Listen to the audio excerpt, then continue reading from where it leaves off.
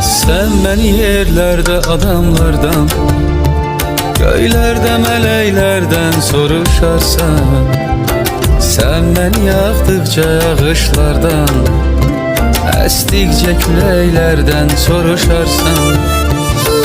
Ben seni yoldan her öten kestim, hasret beni sıktıkça haber aldım. Ben seni her defa gelenlerde, boş yollara baktıkça haber aldım.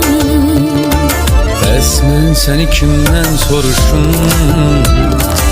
Esmen seni kimden soruşum? Esmen seni kimden soruşum? Esmen seni kimden soruşum? Esmen seni kimden soruşum? Esmen seni kimden soruşum?